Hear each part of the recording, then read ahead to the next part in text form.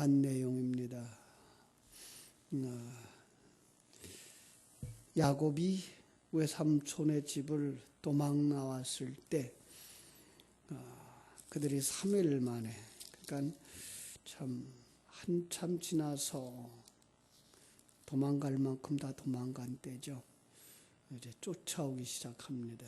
그리고 진력을 다해서, 힘을 다해서 쫓아와 만나려고 할 때 하나님이 현몽해서 뭐라 그러죠? 너는 삼가 야곱에게 선악간 말하지 말라.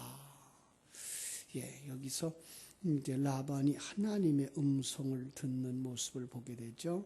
그리고 29절에서 31장 29절에서 그는 간증을 하죠. 너를 해할 만한 능력이 내 손에 있으나 너의 아버지의 하나님이 어젯밤에 내게 말씀하기를 너는 삼가 야곱에게 선악간에 말하지 말라 하셨기 때문에 내가 너를 말하지 아니하고 해하지 아니한다. 그렇게 얘기를 하고 오늘 여기에서 43절로 55절에서는 이제 언약의 돌기둥을 세우고 거기에다가 돌무더기를 모았다라고 하는 것. 그래서 언약을 맺었다라는 부분을 같이 생각해 보려고 합니다. 자, 언약을 맺었다. 45절에서는 돌기둥을 세웠다. 48절에는 뭐라고 말씀하죠? 라반이 말해 오늘 이 무더기가 너와 나 사이의 증거가 된다. 증거가 된다. 너와 나의 증거. 54절에 거기서 이제 야곱이 제사를 드리고 함께 떡을 먹고 이런 말들. 오늘은 이걸 언약의 관점에서 보자라는 거죠. 언약. 여러분 언약 그러면 생각나는 게 무엇입니까? 우리 아직까지 출애굽기를 보지 않았으니까 창세기에 있는 언약을 생각해 볼 수 있겠죠. 언약 그러면 하나님이 아브라함, 우리는 믿음의 조상이 우리에게 주신 언약이니까 믿음의 조상에게 하신 약속, 창세기 12장 1절로 3절로 가서 볼 수가 있겠죠. 아브라함을 부르시며 네 본토 친척 아비 집을 떠나 내가 네게 지시할 땅으로 가라. 내가 너를 복주마. 그리고 누가 너에게 복을 빌면 내가 그를 복을 줄 것이고 그가 저주하면 내가 그를 저주하리라고 이렇게 12장 1절로 3절에서 약속했어요. 거기서 기억할 것. 너를 축복하는 자에게는 내가 복을 내리고 너를 저주하는 자에게는 내가 저주를 내리리라 라고 하는 약속이죠. 자, 여기서요. 이제 라반의 모습도 우리가 볼 수 있어야 되고 라반이 지금 어떻게 하는 모습인가도 볼 수 있어야 되죠. 그렇습니다. 구원의 약속이죠. 그런데 이 구원의 약속은 일찌감치 또 있었어요. 언제죠? 창세기 2장 15절로서 17절이에요. 창세기 2장 15절로 17절에 가보면은 하나님께서 에덴 동산에 선악과 나무를 세우고 약속을 하죠. 그죠? 16절 여호와 하나님이 그 사람에게 명하여 이르되 동산 각종 나무의 열매는 네가 임으로 먹되 선악을 알게 하는 나무의 열매는 먹지 마라. 먹는 날에는 반드시 죽으리라 하시니라. 이걸 그냥 문자적으로만 보면 넌 먹지 마. 먹으면 죽어라는 거죠. 하나님이 자기 백성들과 약속한 약속은 저주와 함께 무엇도 있어요? 축복도 있어요. 그러니까 이 말씀은 우리에게 구원의 약속으로 보셨어야만 더 좋죠. 그 다음에 우리가 3장 15절에서 이제 여인의 후손을 통해서 우리를 구원하겠다라고 하는 이제 약속을 하죠. 내가 너로 여자의 원수가 되게 하고 내 후손도 여자의 후손과 원수가 되게 하리니 여자의 후손은 내 머리를 상하게 할 것이고 너는 그의 발꿈치를 상하게 할 거다. 약속을 했어요. 언약들은 어떻게 이루어지죠? 점점 아브라함을 하나님의 사람으로 만들어가요. 그렇습니다. 이 하나님의 언약을 붙잡고 가는 사람들, 아니 하나님이 뚫고 들어와 그와 언약을 맺으면 그 사람은 점점 그 언약으로 달려가게 돼 있어요. 왜요? 하나님이 멀리 떠나 있는 게 아니고 하나님이 우리 안에 들어와서 약속한 그 사람 속에 들어와서 그 사람을 만들어 가시기 때문에 그렇죠. 네, 그래서 아브라함은 점점 변화되죠. 네, 변화되다가 이제 21장에 가면 누구를 만나죠? 21장 한번 보겠습니다. 21장 22절. 우리 지나갔던 얘기인데 다시 한번 보려고 그래요. 21장 22절부터 쭉 나와 있는데 뭔가 하면 그때에 아비멜렉과 그 군대 장관 비골고이 아브라함에게 말하 이르되 네가 무슨 일을 하든지 하나님이 너와 함께 계시도다. 이걸 어떻게 봐요? 그가 눈이 열렸다는 얘기죠. 예. 그래서 아브라함이 하나님과 함께하는 걸 보았고 하나님이 아브라함 편에 있는 걸 보았고 그래서 그와 언약을 맺었습니다. 여러분, 이 언약은 평화협정입니다. 화목해 하는 겁니다. 그건 하나 되었다라는 얘기입니다. 그럼 여기서 아비멜렉은 예수 믿는 사람, 하나님의 백성 속으로 들어왔다라고 보셔야 됩니다. 그렇다면 이 언약은 바로 그 아브라함의 증인의 삶을 살아가는 걸 보고서 아비멜렉이 저의 사람 속에 하나님이 함께 계시는구나를 보았고 우리도 하나 되겠습니다라는 맹약을 한 거예요. 그렇습니다. 이걸 구원론적으로 우리가 볼 수 있었으면 좋겠습니다. 우리는 22장에서 아브라함이 이삭을 바칠 때 하나님께서 이삭에게 약속을 주죠.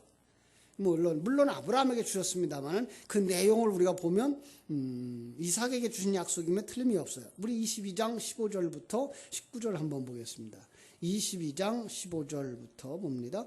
여호와의 사자가 하늘에서부터 두 번째 아브라함을 불러 이르시되 여호와께서 이르시기를 내가 나를 가리켜 맹세하노니 네가 이같이 행하여 네 아들 네 독자도 아끼지 아니하였은즉 내가 네게 큰 복을 주고 네 씨가 크게 번성하여 하늘의 별과 같고 바닷가의 모래와 같게 하리니 네 씨가 그 대적의 성문을 차지하리라. 또 네 씨로 말미암아 천하 만민이 복을 받으리니 이는 네가 나의 말을 준행하였음이니라 하였다 하니라. 그죠? 네 씨가 복을 받아 만민에게 너로 씨로 말미암아 복을 받게 할 거다라는 그 아브라함에게서 당시로 말하면 씨 이삭이죠. 그래서 이삭은 그 언약을 붙잡은 사람으로서의 삶을 살죠. 자, 그런데요, 재미난 건 26장 가보면 맹약을 맺으러 나오는 또 한 사람이 있어요. 그런데 놀랍게도 이름이 같아요. 26장 26절. 26장 26절부터 33절까지의 삶을 보면 돼요. 33절까지를 보면 되는데요. 다 읽지 않겠습니다. 28절 볼게요. 그들이 이르되 여호와께서 너와 함께 계심을 우리가 분명히 보았으므로 우리의 사이 곧 우리와 너 사이에 맹세하여 너와 계약을 맺으리라 말하노라. 그래서 너는 우리를 해하지 말라. 이는 우리가 너를 범하지 아니하고 선한 일만 네게 행하여 네가 평안히 가게 하였습니다.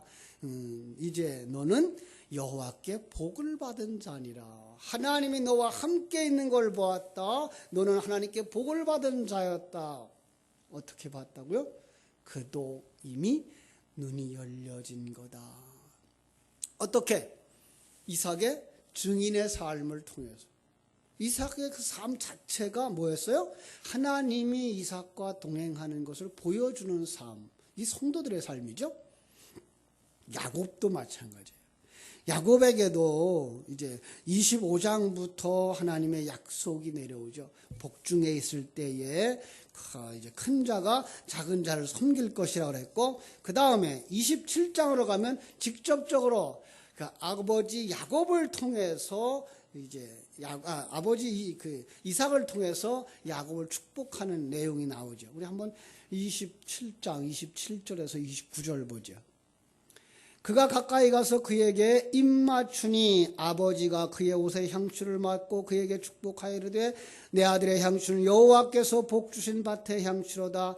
하나님은 하늘의 이슬과 땅의 기름짐이며 풍성한 곡식과 포도주를 내게 주시기를 원하노라. 만민이 너를 섬기고 열국이 내게 굴복하리니 내가 이 형제들의 주가 되고 내 어머니의 아들들이 내게 굴복하며 너를 저주하는 자는 저주를 받고 너를 축복하는 자는 복을 받기를 원하노라. 어디서 봤던 구절하고 똑같죠? 예. 하나님의 언약은 항상 똑같은 거예요. 아브라함에게, 이삭에게, 야곱에게, 여러분에게 그 약속은 항상 같은 거예요. 내가 너로 하나님의 백성 되게 할 거야. 다른 사람이 너를 보고 축복하면 이 말은 무슨 말이에요?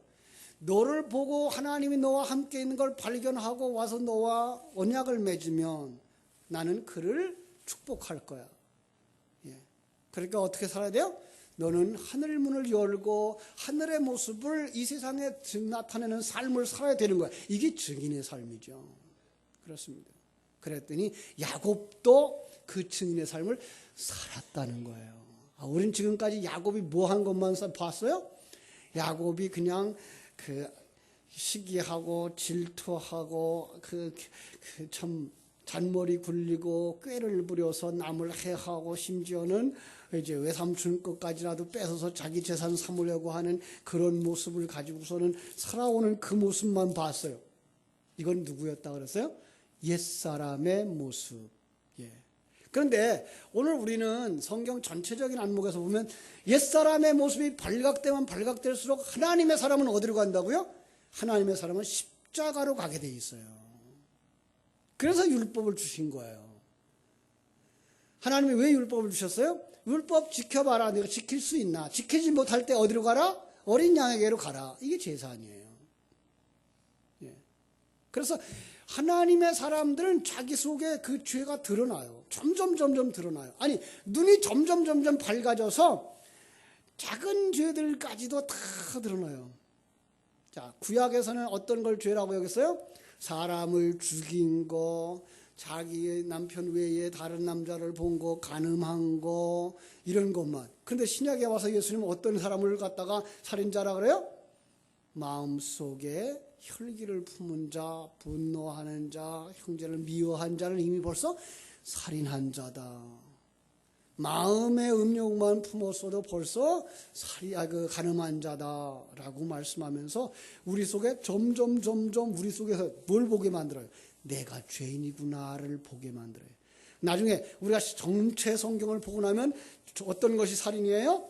나를 위해 살고 있는 게 살인이고 어떤 게 간음이에요? 하나님 떠나 사는 것, 자기만 사랑하는 게 이게가 살인이 간음이구나를 깨달아 알게 되는 거죠. 그러다 보니까 바울 사도의 고백과 같이 무엇이 되어져요? 아, 나는 죄인 중에 괴수로구나.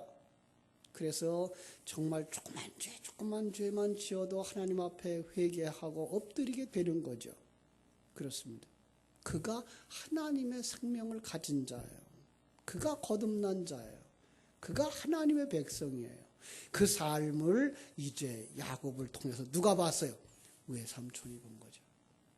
그래서 이제 오늘 말씀해 보니까 외삼촌이 어떻게 합니까? 오늘 본문에서 나와서 이제 갈르앗 언약을 맺죠. 미스바 언약을 맺죠. 그렇죠? 자, 아브라함, 이삭, 야곱 아직 완성되지 못했어요. 그런데 그 완성으로 가는 그 과정 속에서 누가 드러나는가 하면 다른 사람 눈 속에도 하나님이 그와 함께 하시는구나가 보여요. 다른 사람, 불신자의 눈에는 그게 안 보이게 돼 있어요. 세상 눈으로는 그게 안 보여요. 여러분, 이렇게 새벽에 나와 있는 여러분, 이 곁에 있는 분 속에 하나님이 함께 계신 게 보이십니까? 안 보이게 돼 있어요. 그런데 여러분의 눈이 밝아지면 아, 하나님이 그 속에서 일하고 계시는구나. 이게 보이는 거예요. 예. 아니, 그분이 훌륭하게 되어졌기 때문에 아, 하나님이 복 주셔서 훌륭하게 됐어. 이걸 보는 게 아니고 그의 삶 속에서 자기를 내려놓는 삶, 그리고 그 심령이 갈급하여서 진리의 말씀에 목마른 삶, 조그만 죄 이런 것이 드러날 때마다 애통하는 그 모습. 그럼에도 불구하고 어떤 환경 속에 들어가도 하나님이 이걸 이끌어가고 계신 걸 보기 때문에 거기서 뭐예요? 온유한 자의 삶을 살아가는 그 모습을 보면서 아, 하나님이 저와 함께 하시는구나. 이게 보인단 말이에요. 예. 그러면 그 사람과 나는 뭐예요? 이미 한 몸이 되어진 거잖아요. 그 사람도 하나님의 지체가 되어졌으면 나도 하나님의 지체죠. 그러면 우리는 그리스도의 하나 안에서 한 지체가 되어진 것이요. 이것이 바로 언약을 맺음인 거죠.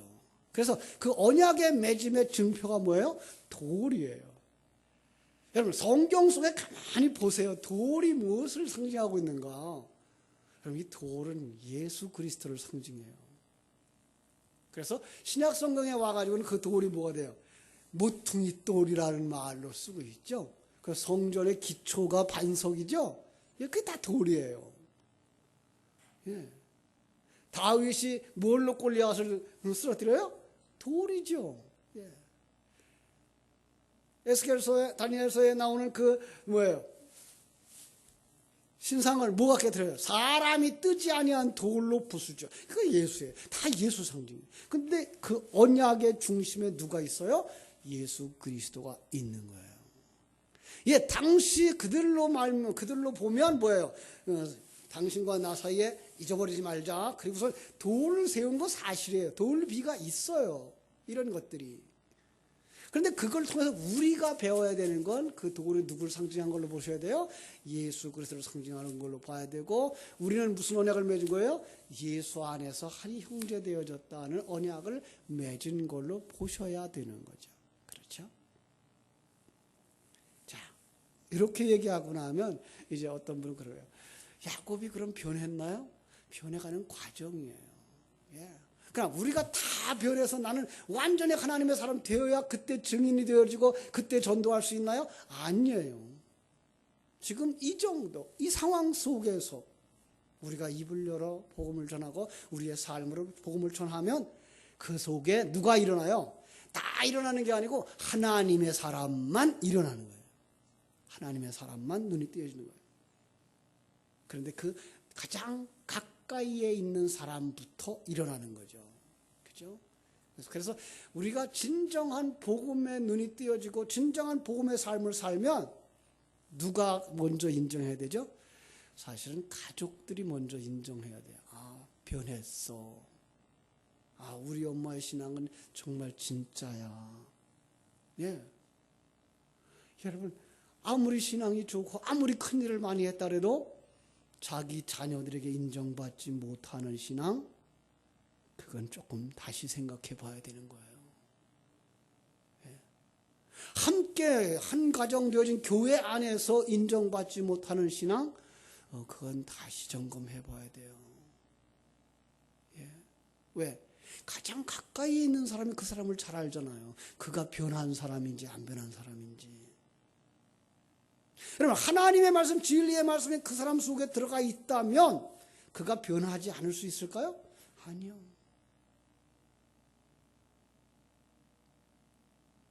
우리는 무엇을 먹느냐에 따라서 그렇게 변한다죠.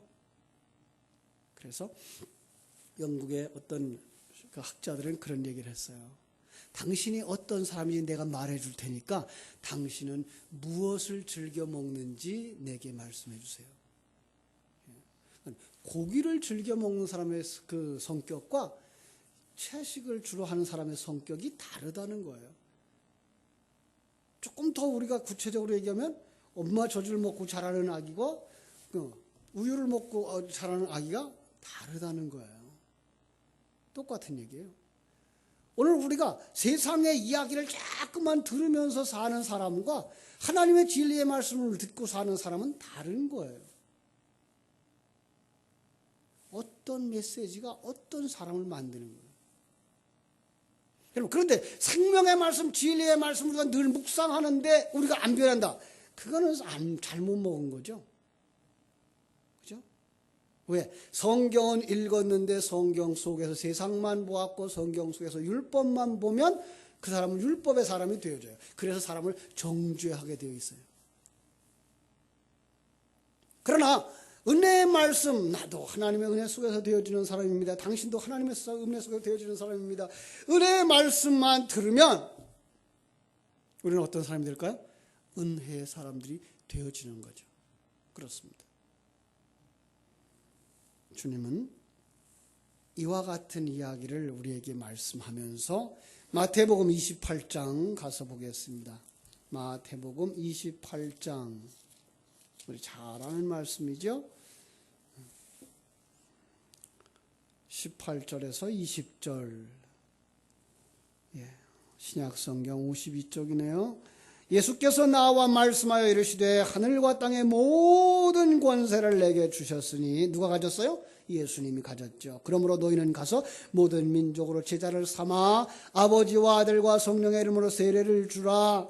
그죠? 내가 너에게 분부한 모든 것을 가르쳐 지키게 하라. 볼지어다 내가 세상 끝날까지 너와 함께, 너희와 항상 함께 있으리라. 어떻게 함께 계셔요? 진리의 말씀, 그리스도의 영으로 오셔서 우리 속에서 함께 계셔요. 그럼 우리는 어떻게 될까요? 증인이 되는 거죠. 그래서 사도행전 1장 8절에 보면 뭐라 그래요? 오직 성령이 너에게 임하시면 너희가 권능을 받고 예루살렘과 온 유다와 사마리아와 땅 끝까지 이르러 내 증인이 되리라. 그러지 마세요. 그죠?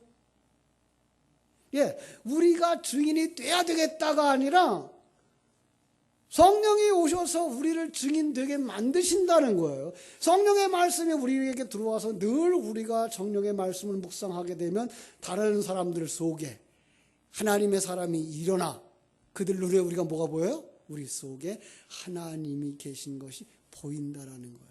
그럴 때 그들은 우리 속에 와서 뭐 한다고요? 오늘 본문의 말씀과 같이 언약을 맺는 거죠. 우리와 한 지체 되어졌어요. 이제 우리는 싸우지 않을 거예요.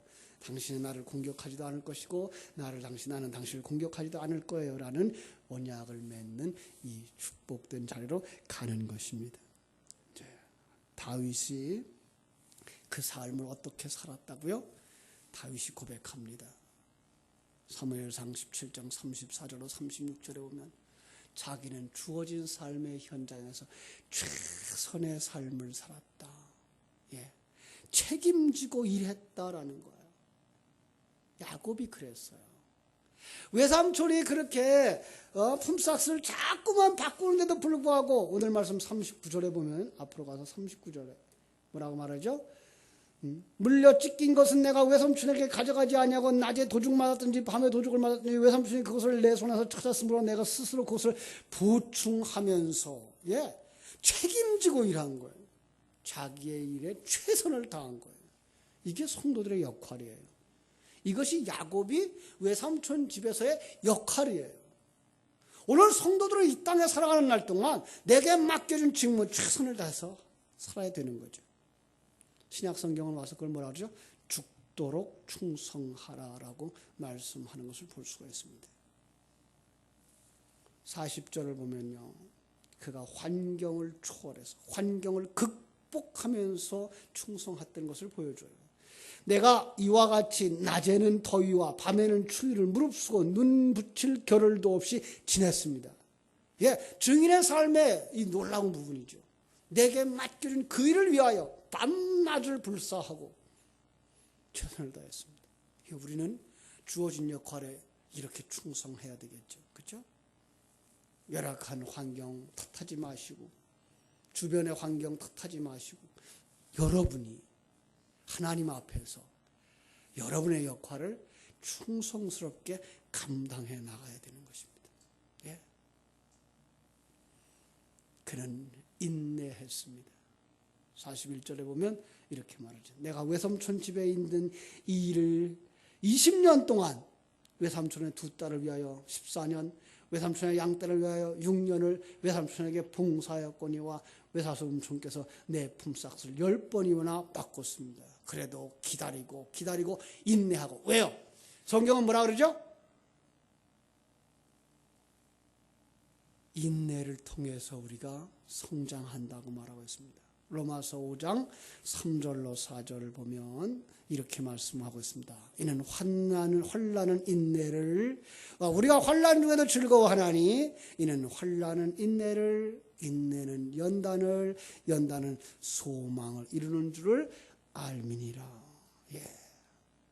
오래 참으셔야 됩니다. 예. 마지막까지 참으셔야 됩니다. 왜냐하면 하나님의 손길을 믿기 때문에 하나님이 나와 함께 계시며 하나님이 내 인생을 책임져가고 만들어가고 계시기 때문에 하나님이 다 만들었다 너 이제 천국에 올라가라 라고 할 때까지 우리는 인내하며 주어진 삶의 현장에서 최선을 다할 때 하나님께서 여러분의 삶에 큰 은혜를 부어주실 줄로 믿습니다. 오늘도 증인의 삶을 살아가는 여러분의 삶에 하나님이 함께 계신 것을 하나님의 백성들의 눈에 비춰지게 되기를 주님의 이름으로 축원합니다. 기도하겠습니다. 하나님, 우리